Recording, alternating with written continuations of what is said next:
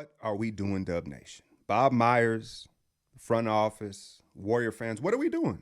What are we doing, man? Very short sighted. Very short sighted.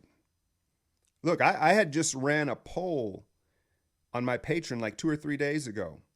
If we can only keep one, I was getting ready to release a video here on YouTube for it. If you can only keep one, choose one, Warrior fans. Damion Lee or Ky Bowman. Because I think everybody assumed that that was going to be the choices, right? Trying to move Alec Burks, perhaps Glenn Robinson or Willie Cauley, open up a roster spot, and that means you keep one of the two-way guys, Damion Lee or Ky Bowman. And there's been a real healthy debate in this poll on my Patreon. A lot of good points, and I've been split. I've been going back and forth every time I hear an argument, right? Damion Lee, after he broke the hand, he came back and just like flipped a switch. It was almost like a now or never thing. And you just saw his effort increase so much. We always knew he was a shooter, right? But the rebounding is really standing out. And then just the overall energy and effort that he's bringing to the table each night. And he's fought his way into the starting lineup, which isn't saying a lot considering who we're rolling out there right now. But he's in the starting lineup, right? And he's impressed me. I'm not going to call him Damion Lee Curry anymore, even though I just did. But, he's earned that respect. He is an NBA player. I'm going to say that, right? But fit is everything, and window, time, again, being short-sighted. Bowman, much younger, right? And the thing with Ky Bowman is he brings something to the table that no other Warrior does, and that's the ability to pick up ball 94 feet effectively and guard in guys' hips. Everybody else, all our other good defenders, Draymond, Glenn Robinson, if you want to consider him one, we don't have a lot anymore, right? They're going to do it with length and strength. They're going to gap you. They're going to use their strength when they can. We don't have a little guard that gets up in you and really challenges your ball handling skills. And that's what Bowman does. And then, like my guy Nick pointed out in the polls, he's a better shooter than I think even he knows. I think that maybe he had a stigma coming out of Boston College that he's just too much of a scorer. And now he's kind of trying to overcompensate for that. And you're seeing him not pull the trigger, particularly off pick and rolls. You saw last night in Sacramento, no one wanted to shoot the damn ball. It became contagious. In today's NBA, your guards have to be able to shoot off screens, something that Damion Lee doesn't do off the bounce. Now, he can run off ball and do that, and that's why he fits in this system. So I went back and forth, and again, I ask you, leave it in the comments, even though this may not even be a valid point anymore. Who would you rather keep if it was between those two, Bowman or Lee? Lee may fit right now for the next year or so. Bowman, obviously, more potential, right? But I say all that to say I didn't even fathom or consider that Marquese Chriss was going to be waived. I thought it was, right? I mean, I thought it's pretty clear. He's played his way onto the roster. Right? He's become now, a lot has been made about, I won't say a lot because, it's just a lot. Those that follow the team closely, the most positive thing that's happened thus far this year is the improvement in the defense from day one to now, right?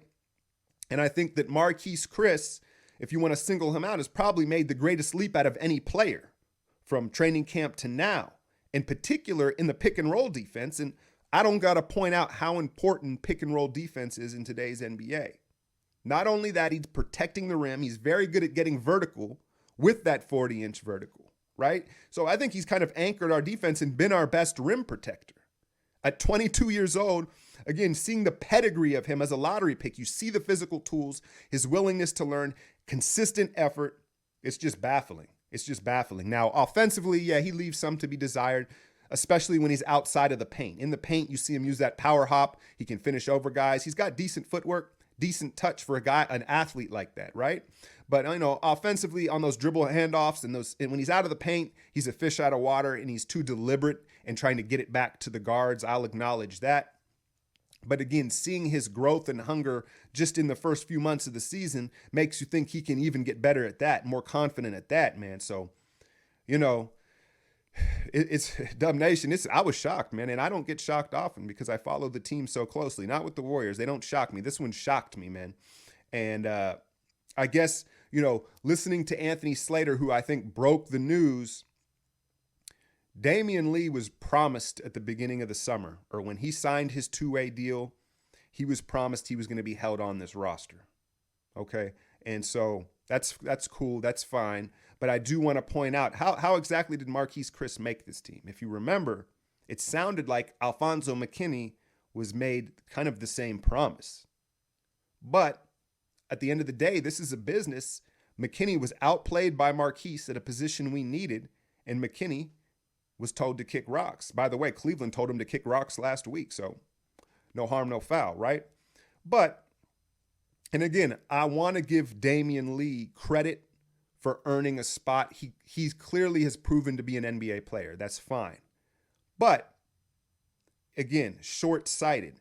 And we have to bring up and acknowledge the relationships behind the scene. We have to. Now, the Warriors, the beat writers and these people, they may leave it alone, right? But I'm going to bring it up, right? Do they make this decision if he's not married to Sadell Curry? Do they not make this decision? Because even Slater reported that the organization is split. There's people within the organization that weren't happy with this decision. So that lets you know that it was a tough one. What exactly swayed it? It has to be brought up, and it's disappointing, man. And again, that's not a shot at Lee. He's way outperformed what I thought he could do. But a couple of points need to be brought up. Some of my patrons brought up great points, right? And talking about like the efforts, what stuck out, right? Well, one, now that he is going to be guaranteed, is he going to sustain that effort? Is he going to remain as hungry? And then two, if you want to talk about the short-sightedness of this in this window of the next year or two, come playoff time when it matters, that effort is going to be neutralized because everybody tries hard in the playoffs. So effort is great in the regular season, but is he going to be able to help in the playoffs, right? So I don't know, man. And I think that there was some other things that maybe were taken into consideration. One, I don't know about y'all, but I've forgotten about Looney. What has he played? Like 10 or 12 games, and who knows why he's out right now, right? He's got the D'Angelo flu. And obviously he's someone who is ahead of Chriss in the pecking order in the depth rotation. So Chriss is he was getting minutes that he may not necessarily get when you're healthy. Fine. So there's Looney. But I also think Spellman, look, he had a career high the other night, 4 threes, 23 points. And Spellman offensively is better than Chriss because he can space the floor. I mean, he's catching a body a night now. I think that's 3 games in a row he's put it on somebody's head. So that's one positive. I'm excited for Spellman to get more opportunities. I think we've all been clamoring to see him get it because he's earned it as well. And then let's mention Smiley. With Chriss gone, Spellman and Smiley, at least for the time being, should eat those minutes up. And I'm glad to see them get those opportunities. So that may be part of the decision-making process, the depth at that position. Damion Lee's a starter. All our guards are hurt, right? So, but again, it's very short-sighted, man. It's very short-sighted.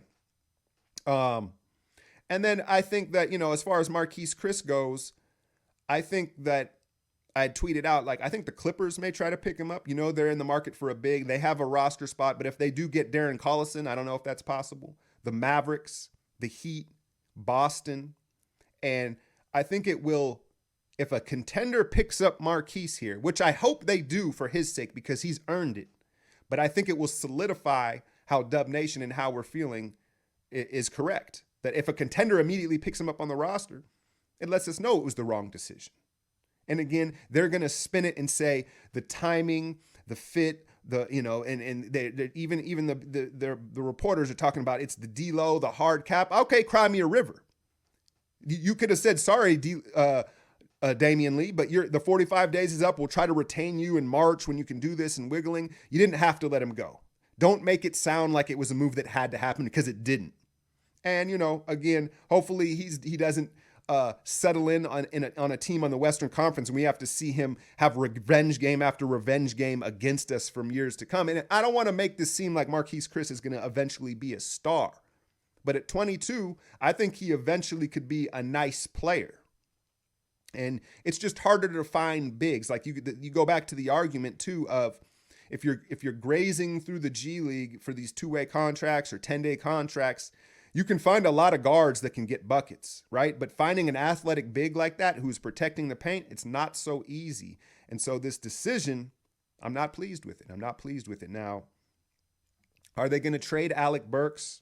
Are they going to trade Willie Cauley-Stein or one of these guys? A lot of people are saying this move signifies that they couldn't trade Burks, right? Because that was the first move to try to make. so they wouldn't have to waive Chriss. But are they still going to try to move Burks in order to retain Bowman? So we got to keep an eye on that. And I have a hard time believing they couldn't trade Burks and work something out. Maybe that's still ramifications of the league kind of shook of dealing with the Warriors. That the league still doesn't want to help the Warriors out. Is that what it is? Because I know Burks could help a playoff team, Philadelphia 76ers. I'm looking at you. So if they move him and we keep Bowman, then that debate becomes, is it melon void? I wanted to break that word out, but I probably butchered it. You know what I'm saying. But let me know in the comments, how would you have handled this, right? I have a feeling most of y'all are going to be pissed. I'm pissed, right? But do you like it? Do you think Lee is just the better fit? Do you think he's going to sustain the way he's playing? Would you rather keep Bowman? Would you have rather just kept Chriss and told both the two ways to kick rocks? Let me know. Hit that like, share, and subscribe. I'm out, y'all. I've been winning so long, it's like alchemy.